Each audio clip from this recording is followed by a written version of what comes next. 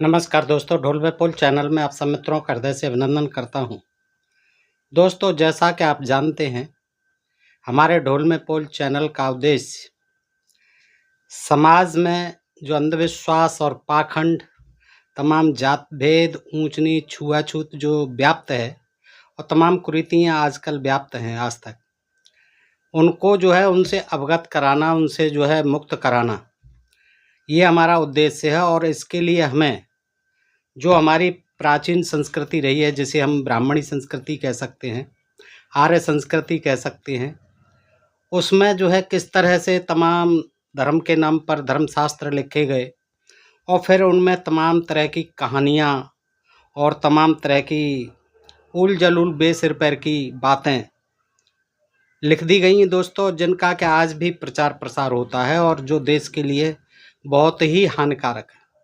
उनको अध्ययन करके उन धर्मशास्त्रों से, उन इतिहास की किताबों से तमाम अपनी प्राचीन संस्कृति के बारे में आपको अवगत कराना और उसको दूर करना, अंधविश्वास और पाखंड से मुक्त करना और नए ज्ञान विज्ञान का जो है उसके साथ प्रचार प्रसार करना, जो कि आज की आवश्यकता है, आज समय की मांग है जिसकी, उसका प्रचार प्रसार करना है दोस्तों।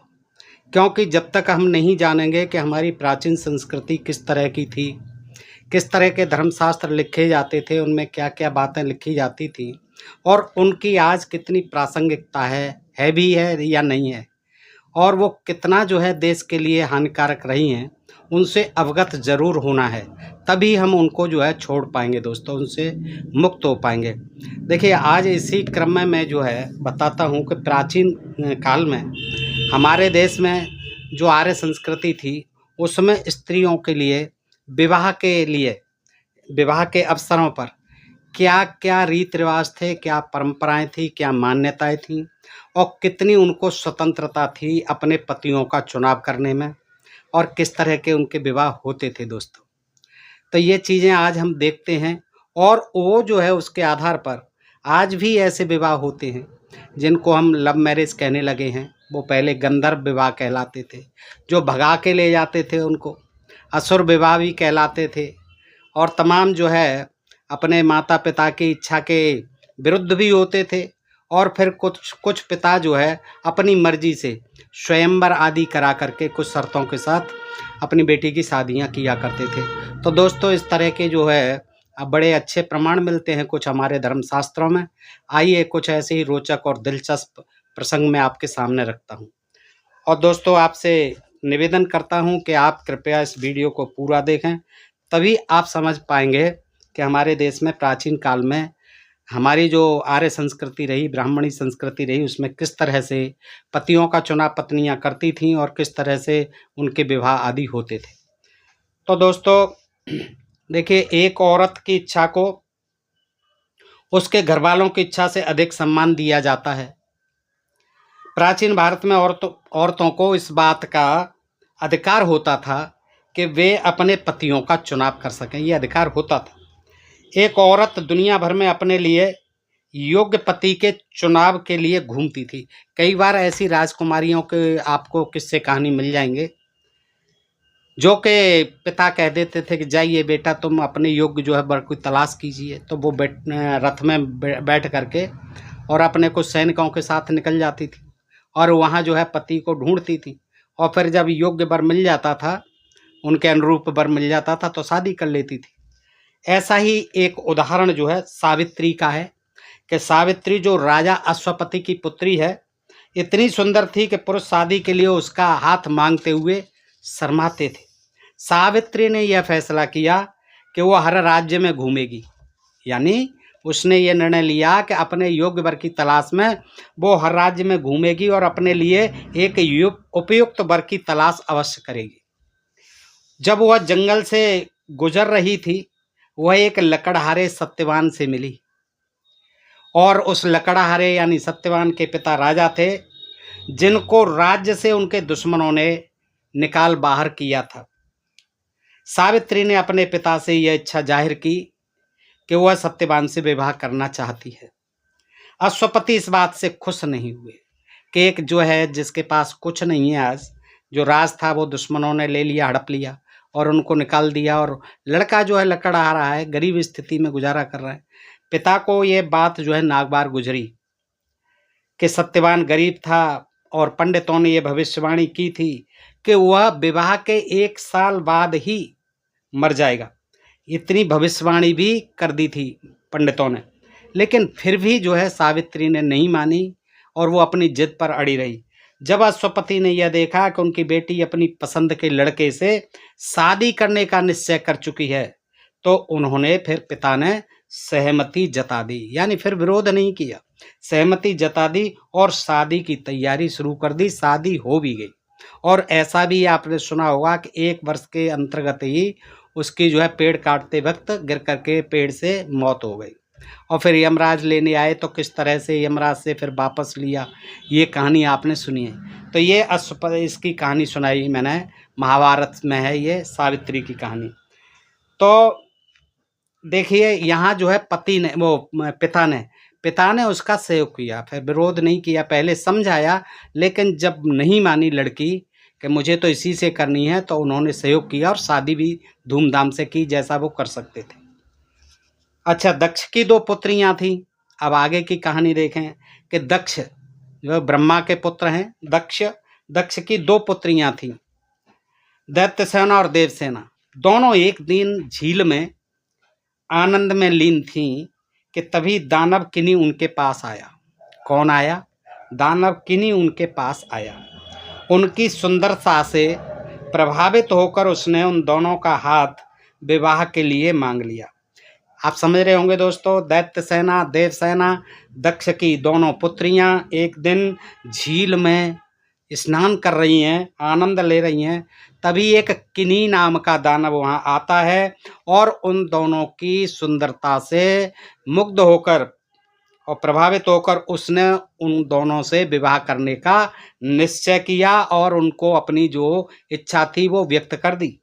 दैत्य सेना उसके साथ शादी करने के लिए तैयार हो जाती है, वो शादी कर लेती है दैत्य सेना। जब देवसेना ने मना कर दिया तो किन्हीं ने जबरदस्ती करनी चाहिए। जब देवसेना ने मना कर दिया कि भाई उसने कर ली, दैत्य सेना ने, मेरी बहन ने, मैं नहीं करूँगी, देवसेना ने मना कर दिया तो किन्हीं से साफ मना कर दिया, तो किन्हीं ने जबरदस्ती करनी चाहिए।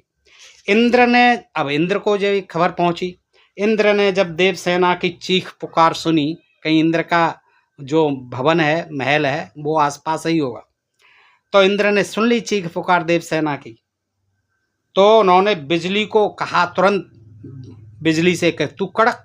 तो बिजली जो जोर जोर से कड़कने लगी और किन्हीं को डराने लगी। तो उन्होंने बिजली को कड़कने के लिए कहा और किन्हीं जो है डरने लगा उससे, जब बिजली कड़कने लगी। और वो क्या हुआ कि डर के मारे फिर पाताल लोक में भाग गया। इंद्र को ज्ञात हुआ कि ये ऐसे पति को चाहती है जो कि सारे दानवों को अकेला ही हरा दे। उस समय केवल एक ही ऐसे देवता थे, 6 मुख वाले कार्तिकेय, जिन्हें साउथ में मुरुगन कहा जाता है। तो केवल एक ही देवता थे जो ऐसा कर सकते थे, और वह थे कार्तिकेय, शिव जी के पुत्र, जो शिव के पुत्र थे और स्वर्ग की सेना के सेनापति थे। जो स्वर्ग की सेना थी, सेनापति थे उसके कार्तिकेय महाराज। उन्होंने देवसेना से विवाह कर लिया। देखिए इस तरह से कार्तिकेय की विवाह जो है कार्तिकेय का कैसे हुआ? देवसेना से, जो हर लड़ाई में उनके साथ जाने लगे। तो इस तरह से ये देखा आपने कार्तिकेय की और देवसेना की शादी हुई। किस तरह से हुई ये महाभारत से आपको ज्ञात हुआ। अब आगे चलते हैं। स्त्रियों की मांग इस कदर थी कि पुरुष अक्सर स्त्री के घर पर आकर जुट जाते थे कि ताकि वे वर चुनने में उसकी मदद कर सकें। इस आयोजन को कहा जाता था स्वयंवर। स्वयं यानी खुद ही वर, स्वयंवर, तो स्वयंवर कहा जाता था। ऐसी शर्त होती थी कि राजा महाराजा दूर दूर से उस शर्त को पूरा करके उसके साथ विवाह करने के लिए देश विदेश से आ जुटते थे वो। अब इसमें जो है कहानी है ऋषि नारद की और उनके मित्र पर्वत की। ये दोनों ऋषि होते हैं दोस्तों। और देखिए ये लिंग पुराण से है कि 2 ऋषि नारद और पर्वत वो राजकुमारी श्रीमत के साथ प्यार में पड़ गए। राजा की पुत्री थी श्रीमत जिसका नाम था, यानी राजकुमारी, उस को देखा इन्होंने, वहाँ आतिथ्य हुआ इन दोनों का, राजा ने बड़ा आतिथ्य किया। तो उस लड़की को देख लिया, बहुत सुंदर थी और उसका नाम था श्रीमती। तो ये दोनों महानुभाव जो ऋषि थे, बड़े तपस्वी थे, एक तो नारद जी और उनके मित्र पर्वत ऋषि। अब ये जब उस पर देख करके दोनों ही मुग्ध हो गए, तो दोनों चुपचाप उसके पिता के पास गए। देखिए ये थे इनके कारनामे, हमारे ऋषि महर्षियों के। महान नारद जी और ये जो है पर्वत जी, दोनों पहुंचे किसके पास? पिता के पास, लड़की के पिता के पास, यानी राजा के पास, और उसका हाथ मांगने लगे। अब देखिए दोनों ही हाथ मांगने लगे।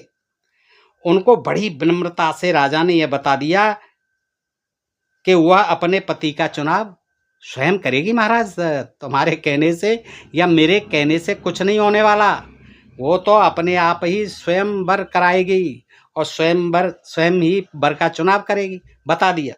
तो दोनों ही फिर ये सोच करके कहाँ पहुँचे? विष्णु जी के पास।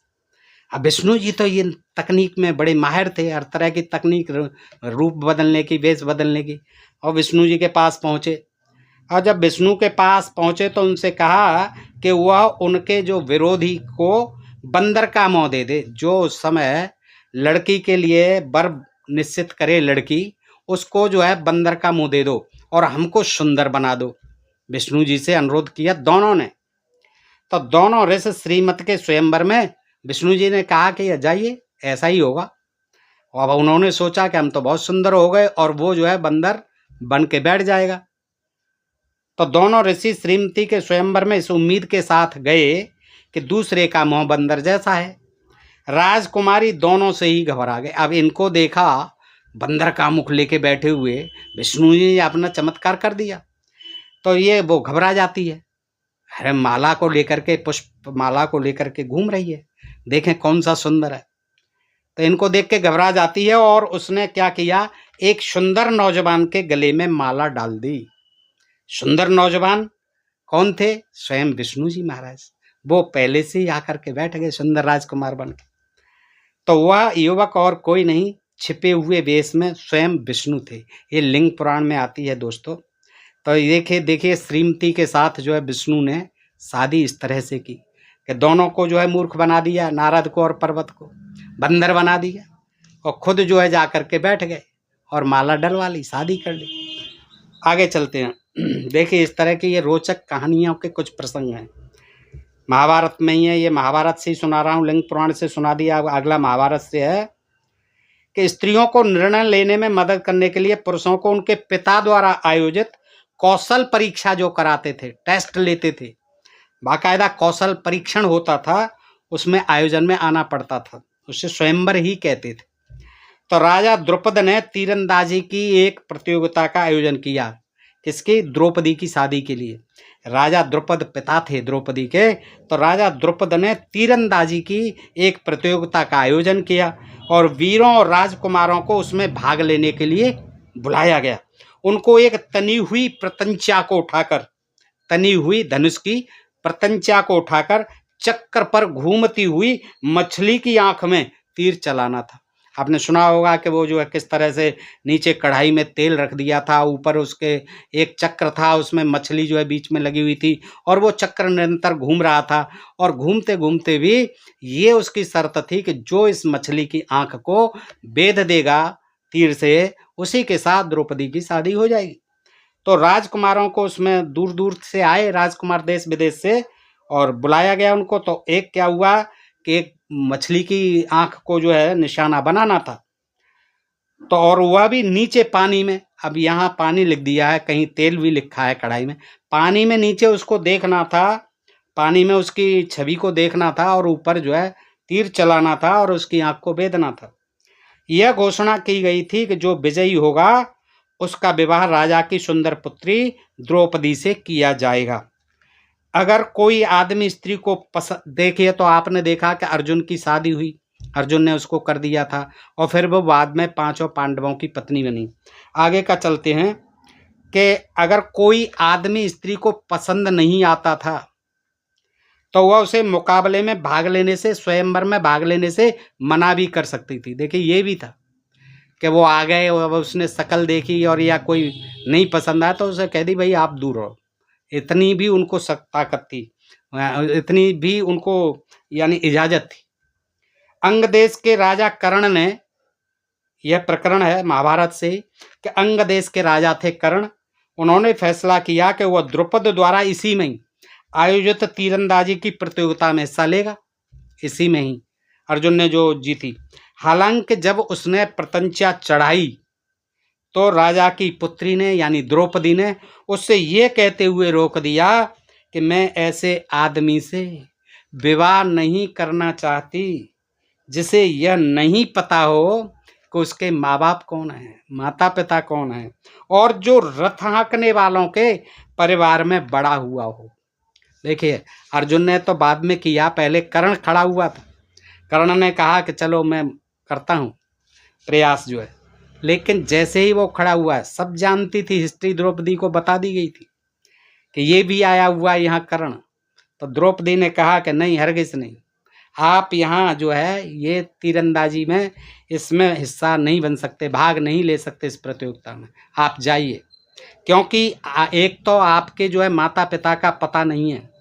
द्रौपदी ने देखिए उस समय भी कर्ण का अपमान किया था। बात का कोई पता है, तुम तो रथ हाँकने भाई छत्री नहीं हो, आप जाइए। तो ये मना कर दिया था द्रौपदी ने, सरासर अपमान कर दिया था कर्ण ने। और जब कोई स्त्री अपने प्रेमी से बिना अपने परिवार की सहमति लिए ही विवाह कर लेती थी तो यह कहा जाता था कि वह गंधर्व विवाह की राह पर है, यानी गंधर्व विवाह कहलाता था जब अपने परिवार की सहमति के लिए भी नहीं।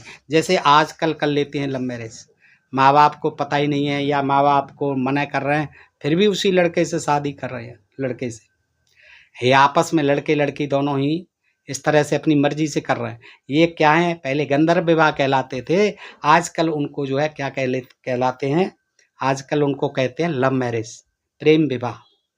तो यहाँ इसका भी एक बड़ा दिलचस्प किस्सा रखता हूँ मैं आपके सामने भागवत पुराण से। राजा बाण की पुत्री उषा, राजा बाण की पुत्री कौन, उषा। उषा ने अनिरुद्ध का चेहरा अपने सपने में देखा। यानी अनिरुद्ध कौन, श्री कृष्ण का ये पोता था। और बाण जो है ये वल जिनको राजा वली असुरराज कहा जाता है, उनका ही बेटा था ये बाण जो है। तो राजा बाण की पुत्री उषा ने अनिरुद्ध का चेहरा अपने सपने में देखा। देखिए, उसने सपने में देखा, उसने तय कर लिया कि वह द्वारका के इस राजकुमार से विवाह करेगी। कौन, उषा। किसकी पुत्री, बाण की पुत्री। किसका चेहरा देखा सपने में, अनिरुद्ध का, और वो उसको चेहरा पसंद आ गया। तो उसने कहा कि मैं इस द्वारका के इसी राजकुमार से विवाह करूंगी। उसने एक डायन चित्रलेखा थी, डायन चित्रलेखा को उसके पास भेजा, अनिरुद्ध के पास, ताकि वह जाए और उसका अपहरण करके ले आए। चित्रलेखा आधी रात को द्वारका में जाती है और सोए हुए अनिरुद्ध को उठाकर उषा के कमरे में ले आती है। जब अनिरुद्ध सोकर उठते हैं तो इस बात से उन्हें बड़ा खुशी हुई कि वह एक सुंदर स्त्री की बाहों में पड़ा हुआ था। अब देखिए, बड़ी खुशी हुई उन्हें कि वो एक सुंदर स्त्री की बाहों में पड़े हुए थे अनिरुद्ध जी। उषा के पिता बाण को अनिरुद्ध को अपनी बेटी के साथ देखकर खुशी नहीं हुई। उषा के पिता बाण को अनिरुद्ध को अपनी बेटी के साथ देखकर खुशी नहीं हुई, क्योंकि अनिरुद्ध के दादा कृष्ण उसके बड़े भारी दुश्मन थे। क्या किया उसने, क्रोध में आकर के अनिरुद्ध को कारागार में डाल दिया। किसने, बाण ने। कृष्ण को पता चलता है फिर, तो कृष्ण तत्काल अपने पोते को बचाने के लिए आ जाते हैं, वहाँ चल पड़े।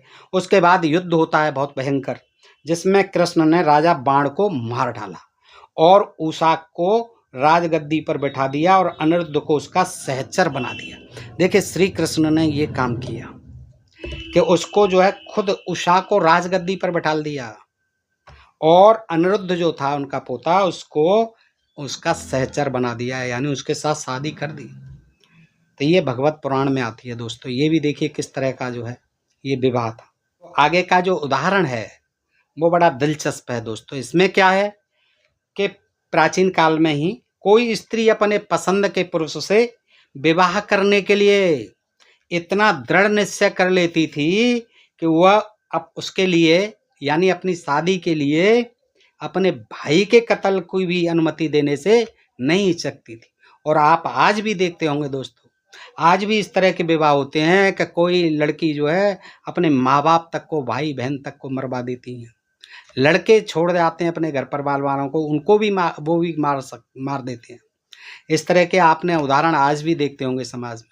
इस तरह के विवाह आज भी होते हैं और पहले भी होते थे। ये देखिए उदाहरण कि हिडिंब जो है एक आदमखोर राक्षस था, जंगल में रहता था। हिडिंब एक आदमखोर राक्षस था। उसने 5 पांडवों और उसकी माँ को मारने के लिए, वो जंगल में थे जब भटक रहे थे, कुंती और 5 पांडव जंगल में। हिडिंब एक आदमखोर राक्षस था। उसने 5 पांडवों एवं उसकी माँ को मारने के लिए अपनी बहन हिडिंबी को भेजा कि देख तो सही ये कौन है, ये जो जा रहे हैं। अपनी बहन हिडिंबी से कहता है, कहीं कहीं उसका नाम हिडिंबा भी है। तो हिडिंबी को भेजा जो कि जंगल से होकर गुजर रहे थे, उनको देखने के लिए, देख के ये कौन है। जब हिडिंबी ने या हिडिंबा ने भीम को देखा तो उसके अंदर भावनाएं इस कदर जाग उठी कि उसने फैसला किया कि वह पांडवों का पक्ष लेगी, न कि उनका नुकसान करेगी। भीमसेन को देखते ही वो मोहित हो गई। उसको जो है बलिष्ठ था, शरीर पुष्ट पहलवान टाइप का। उसको देखते ही वो हिडिंबा जो है वो भी सुंदर रही होगी, राजकुमारी। वहाँ जंगल की हिडिंबा का राज था, वह हिडिंब का, उसके भाई का। उसने भीम को अपने भाई की मनसा के बारे में बता दिया। हिडिंब को बता दी, उसको भीम को बता दिया कि मेरा भाई जो है आपको 5 को और ये तुम्हारी जो माता है साथ में मारना चाहता है, बहुत खतरनाक है, बता दिया। तो भीम ने जब सुना तो और उससे कहा, ये भी कहा कि मैं आपकी और आपके परिवार की रक्षा करने की चाह रखती हूँ, इसीलिए यहाँ आई हूँ बताने के लिए। तो भीम ने क्या कहा कि नहीं, ऐसी कोई ज़रूरत नहीं है, तुम हमारी रक्षा के लिए मत आओ, तुमने बता दिया ठीक है, उसे भेजो हमारे पास, उसको अभी हम देखते हैं। तो भीम ने हमला किया, जा करके उस पर अटैक किया और उस हिडिंब को मार दिया। बजाय अपने भाई की मौत का मातम मनाने के, उसने भीम की माँ कुंती से जाकर विनय याचना की, प्रार्थना की कि वह उसके हाथ में भीम का हाथ दे दे। मैं जो है इनको तन मन धन से चाहती हूँ, मैं जो इन पर ही बहुत मोहित हूँ, फिदा हूँ। इससे कहा मेरी शादी कर दो। कुंती से कहा कैसे ही, आप मेरी शादी करा दीजिए, अब आपने मेरे परिवार भाई को तो मार ही दिया। कुंती ने उसको अपनी बहू के रूप में स्वीकार कर लिया, लेकिन एक शर्त रख दी। क्या शर्त रख दी? कि वह सिर्फ दिन के वक्त उसके बेटे के साथ रहेगी, भीम के साथ, केवल दिन में, रात में नहीं रहेगी। और एक बच्चा होने के बाद उसे छोड़ना भी पड़ेगा, जाना पड़ेगा, एक बच्चा जैसे ही हो जाएगा। तो इसके बाद से शादी हो जाती है इस तरह से। और कुछ दिनों तक हिडिंबी भीम को एक सुंदर सी घाटी में ले जाती थी दिन के समय, जहाँ वे रात होने तक खूब प्यार करते थे। समय के साथ फिर उसने घटोत्कच नामक बेटे को जन्म दिया, भीमसेन का पुत्र घटोत्कच। उससे हुआ हिडिंबा या हिडिंबी राक्षसी से। आपने देखा जनजाति के लोग थे ये, राक्षस क्या राक्षसिनी को कहा गया। बलवान था घटोत्कच जो हुआ, उस सेना में खलबली मचा दी थी, बहुत बलवान था। ये भी महाभारत से है दोस्तों। तो स्वयंवर और मुक्त प्यार मध्य भारत के कुछ आदिवासियों में आज भी चलन में है। ये खुल्लम खुल्ला जो स्त्रियां पुरुष से, आदिवासियों में क्या होता है, स्त्रियां पुरुष से उपहार का टोकरा लेती हैं और उसके प्यार को स्वीकार करती हैं। वह टोकरा पान के पत्तों और अन्य प्रकार की सुगंधित चीज़ों से भरपूर होता है। भोजन के बाद पचाने के लिए पान का सेवन किया जाता है। इससे मुंह में खुशबू भर जाती है, होठ लाल हो जाते हैं। यह विलासिता का प्रतीक है और प्रेमाचार का एक महत्वपूर्ण हिस्सा है। कुछ लोगों का यह कहना है कि जब यह प्रेमी द्वारा बनाया जाता है पान, तो यह कामोत्तेजना पैदा करने वाला बन जाता है। और आज भी यह माना जाता है कि किसी सुंदर महिला को अपने पति के सिवाय न तो किसी को पान देना चाहिए, न किसी को पान खिलाना चाहिए। तो ये आदिवासियों में आज भी प्रथा है। पान का टोकरा जो है और उपहार का टोकरा, उसमें सुगंधित चीज़ें रख करके दी जाती हैं और शादी करती हैं और पति पत्नी एक दूसरे को पान खिलाते हैं। तो दोस्तों कहीं न कहीं ये प्राचीन संस्कृति के अनुसार जो है विवाह आदि आज भी प्रचलित हैं। जो पहले से ही चली आ रही मान्यताओं के अनुरूप ही हैं। तो दोस्तों बताइए जानकारी आपको कैसी लगी। अच्छी लगी हो तो अपने मित्रों में भी अधिकाधिक शेयर करें दोस्तों, और अपने प्रिय चैनल को सब्सक्राइब करते रहें। फिर मिलते हैं ऐसे ही किसी जानकारी भरे प्रसंग के साथ अगले वीडियो में। तब तक आप सभी मित्रों का हृदय से आभार, नमस्कार, जय भीम, जय भारत, नमो बुद्धाय।